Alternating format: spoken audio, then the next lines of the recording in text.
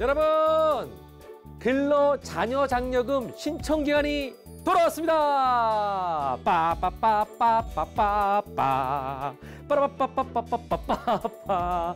자, 대상자는 놓치지 말고 신청해야 장려금을 받을 수 있다는 사실 이제 모르시는 분들 없으실 것 같은데요. 그렇다면 나도 장려금을 받을 수 있나? 알쏭달쏭 하셨던 분들은 주목! 제가 지금부터 한눈에 알 수 있도록 정리해드리겠습니다. 장려금 놓치지 않을 거예요.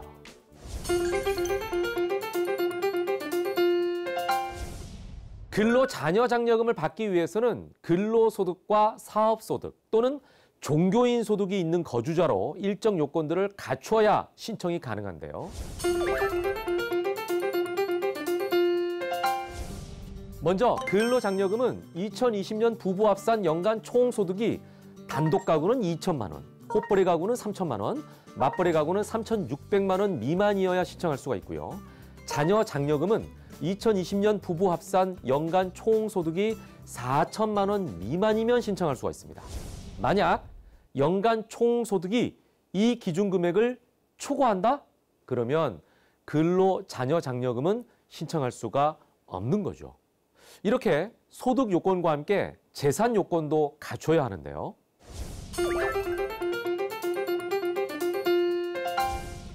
2020년도 6월 1일을 기준으로 가구원 모두가 소유하고 있는 주택과 토지, 건물, 예금 등의 재산 합계액이 2억 원 미만이어야 신청 가능하고 이때 부채는 재산에서 차감하지 않습니다.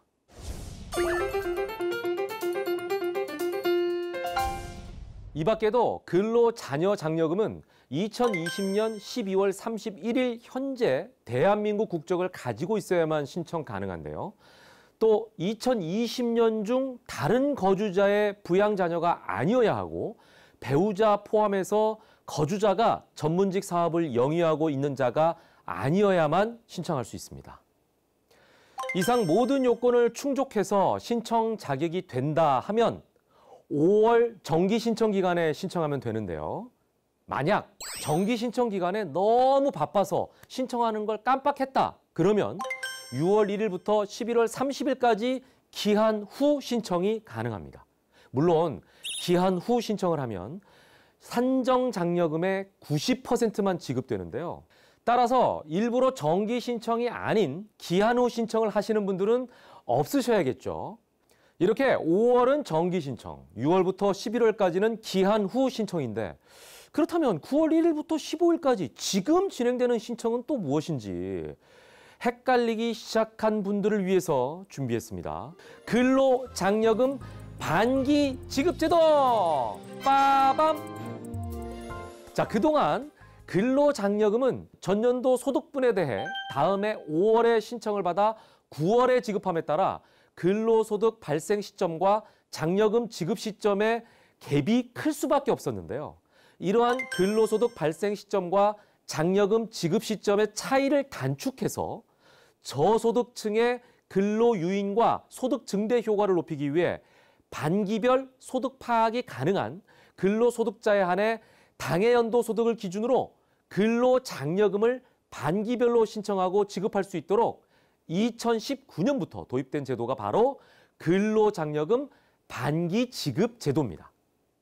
다만 근로장려금 반기 지급 제도는 반기별 소득 파악이 가능한 근로소득자에 한해 신청하고 지급할 수 있도록 도입된 제도인 만큼 사업자 등록을 한 사업자나 3.3% 원천 징수되는 인적 용역 사업 소득자 그리고 종교인 소득이 있으신 분과 같이 다른 소득이 있는 경우에는 정기 신청 기간에 신청해야 하는데요. 즉, 근로소득만 있으면 정기 신청과 반기 신청 중에 선택해서 신청이 가능하고 다른 소득이 있으면 정기 신청만 가능하다는 얘기입니다. 그럼 반기 신청에 대해서 조금 더 자세하게 설명해 드리겠습니다. 지난 5월에 신청한 것은 2020년 소득분에 대한 정기 신청이고요. 이번에 신청하는 것은 2021년 상반기 소득분에 대한 반기 신청인데요. 9월 15일까지 2021년 상반기 소득분에 대한 반기 신청을 하게 되면 심사를 거쳐 12월 말에 산정액의 35%가 지급되고 2021년 하반기 소득분에 대한 반기 신청은 내년 3월 1일부터 15일까지가 신청 기간이 됩니다.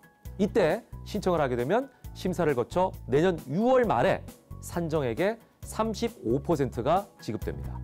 그리고 내년 9월 정산을 통해 상하반기 신청 장려금에 대한 추가 지급 또는 환수가 이루어지는데요. 다만 근로장려금이 15만 원 미만인 경우에는 반기 신청에 따른 근로장려금을 환급하지 않고 정산할 때 환급합니다.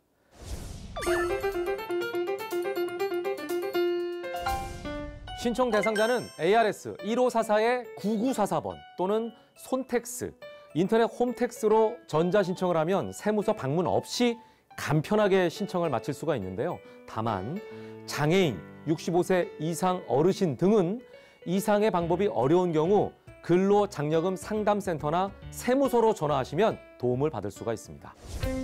이 밖에도 장려금 신청자가 신청 요건에 관한 사항을 고의 또는 중대한 과실로 사실과 다르게 신청한 경우에는 지급받은 장려금 환수와 함께 2년 또는 5년간 지급 제한 등의 불이익을 받게 되는 만큼 착오 없이 신청하시기 바랍니다. 앞으로도 근로자녀 장려금이 대한민국 국민들의 행복 장려금이 되길 기대하면서 저는 이만 청청!